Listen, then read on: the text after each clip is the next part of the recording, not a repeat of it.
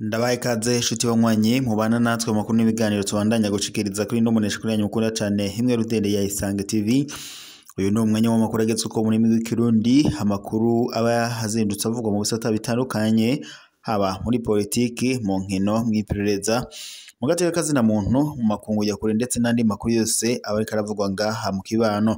Ndabakengurukiye kandi ndabahaye ikaze shuti banywanyi mubana natwe makuru n'ibiganiro tubandanya kubashikiriza umwanya n'umwanya, amakuru aba yiri azindutse avugwa mu mihingo itandukanye.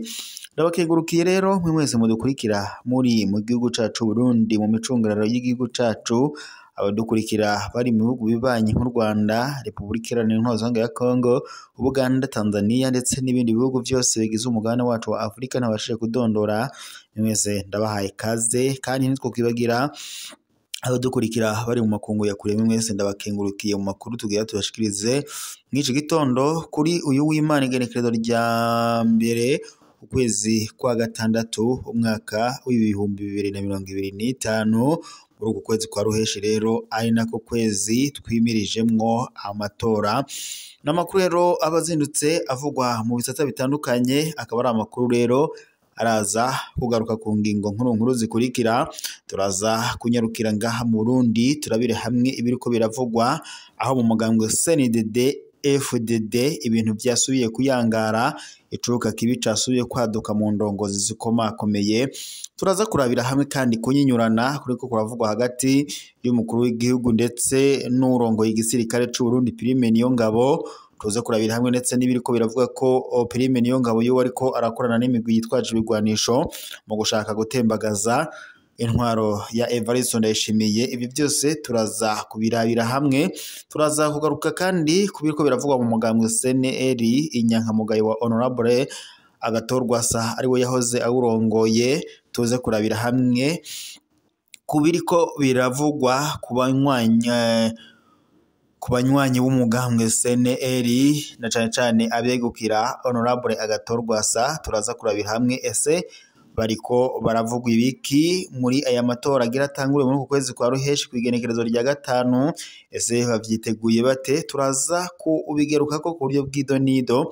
Turaza kurabira hamwe kandi ubuhanuzi bwa Denise Nkurunziza, umutamukanyi w'umuhisi Petero Nkurunziza, kuvyo ariko arashikiriza kubishigomba gushikira ubutegetsi bwa CNDD FDD na cane cane umukuru w'igihugu c'u Burundi Evariste Ndayishimiye.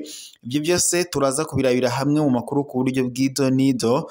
Ntimuze kujya kure y'imonesha kuri yanyu mukunda ari ya Isange TV. Ibyo musabwa no gupyonda sabone ndetse na partage niba mutaravyonda kugira amakuru yose duha dushikirije azarabashikira umwanya n'umwanya uko tuba tumaze kuyatambuza. Reka rero ndabaha ikaze mu makuru yacu ku buryo bw'idonido. Tugira duhere ku biriko biravugwa mu mugambwe CNDD FDD aho icuka kibi casubiye kwaduka mu mugambwe CNDD FDD. Umunyamabanga mukuru w'umugambwe CNDD FDD Nyeniteka Reverien Ndikuriyo yasubiye kwadukana icuka kibi, aho rero yasubiye guhangana n'umukuru w'igihugu c'u Burundi Evariste Ndayishimiye.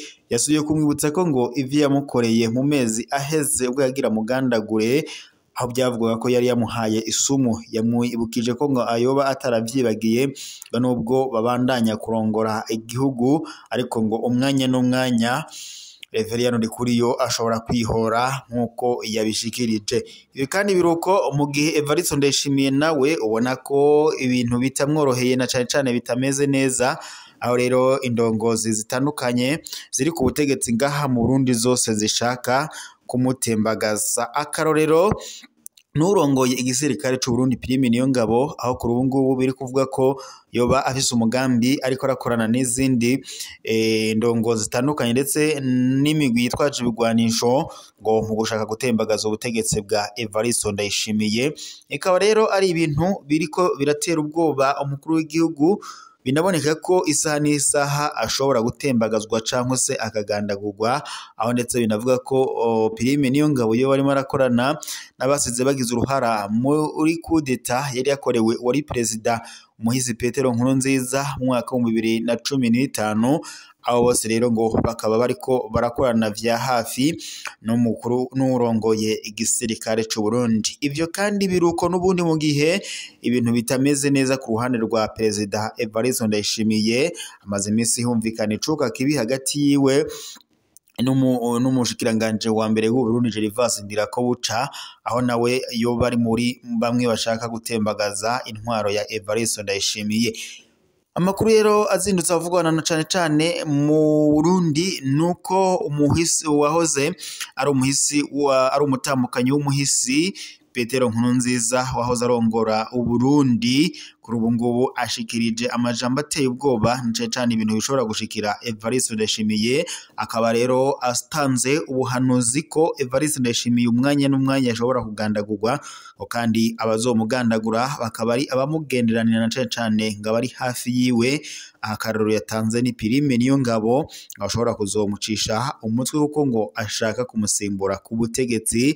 Bikaba rero ari ibintu biboneka ko vyamaze gutegurwa mu butegetsi bw'u Burundi, aho rero ubona ko abamwe mu ndongozi zikomakomeye bose bamaze gukura amaboko kuri Evariste Ndayishimiye. Biboneka ko asigaye ari we wenyene ntawe agisha inama. Naho mu mugambwe CNL ho Honorable Agathon yahoze aramutswe y'umugambwe yagiriza Evariste Ndayishimiye ko ngo ari we yatumye ibintu biba bibi mu mugambwe CNL, ariko akagabisha ko ngo ibi byose bizohinduka kandi ngo intwaro ya Evariste Ndayishimiye igomba gutembagara umwanya n'umwanya, nkuko Honorable Agathon avuga ko nawe ngo ivyo yakorewe atazovyihanganira kuba yaratswe umugambwe wiwe wa CNL ugaca uhabwa Nestor Igiro ukishaka.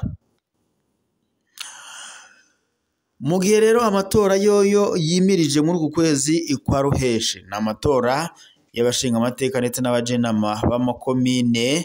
Kuri ubu rero umuguseni wamaze gusohora ibwirizwa ndetse n'ibizokwibandwa ko muri aya matora, aho rongo bivuga ko nta murorerezi wo mu bumwe bwa Buraya ngo azoza kwihweza amatora. Abamenyesha makuru kandi nabo ngo bazokora mu matora ngo bategerezwa kuba bafise uruhusha ngo bahawe na Seni, umugwi ujejwe gutegura amatora ndetse no kuyatunganya ngaha mu Burundi. Ivyo rero bikaba byavuzwe na François Bizimana avugira umugwi utunganya amatora Seni kuri uyu wa 30 Rusama uyu mwaka wa 2025. François Bizimana avuga ko ikarata iranga umumenyesha makuru carte de presse yonyene ngo ntishemeye kugira ngo umumenyesha makuru ashobore gukora amatora, ahubwo ngo nuko agomba guhabwa uruhusha rwahatanzwe na Seni ngo kandi bikaba ari ngombwa kugira ngo ashobore kurondera amakuru kuri uwo musi nyene w'amatora. Bizimana asigura ko abakozi ba Seni kugira ngo batange amakuru bazotegerezwa kumenya nimba uwo mumenyesha makuru adakorera mu rufuri. Ivyo rero ngo bisaba ko abamenyesha makuru bategerezwa kuba bafise icerekana ko bemewe na Seni hambavu yo kugira ikarata iri muranga. Bizimana abandanya avuga ko yibutsa abamenyesha makuru ko bategerezwa gufata nkama ingingo y'amajana 239 ibwirizwa rigenga amatora. Iyo nayo ivuga ko kizira kuzotangaza ibiharuro byavuye mu matora ahanaha ababifitiye ububasha batarabitangaza. Abo nabo ngo ni abo muri Seni. Gibutsa kandi ico caha ngo gihanishwa ihadabu riva ku mafaranga 800 gushika ku miliyoni 4 hamwe ndetse n'umunyororo uva ku myaka 5 gushika ku myaka 10 canke igihano kimwe muri ivyo. Nayo kucerekeye akabazo kwihweza amatora mva mahanga ibizwi nka observateur international, uwo avugira umugwi Seni amenyesha ko abo mu bumwe bwa Buraya Union Européenne batazorungika intumwa kurorera amatora kuko ngo mu gihe ivyo bibanza gusabwa ntabwo mu bumwe bwa Buraya arasaba uruhusha rwo kuzoza kurorera amatora, ariko uwo muvugizi amenyesha ko hari abarorerezi mu bandi bamaze gusaba kuzoza kurorera amatora. Abo nabo ni abo mu Burusiya, ubumwe bwa Afurika ndetse umuryango wa Afurika y'ubuseruko EAC ndetse n'abandi batandukanye nk'uko bishikirizwa n'uvugira uwo mugwi iseni. Reka rero amakuru yacu tube tuyasozere ngaha muri iki gitondo, turaza gusubira mu makuru aza kuba agezwe ko yari amakuru mashikirizwaga n'imbonesha yanyu mukunda cyane imwe rudende ya Isange TV.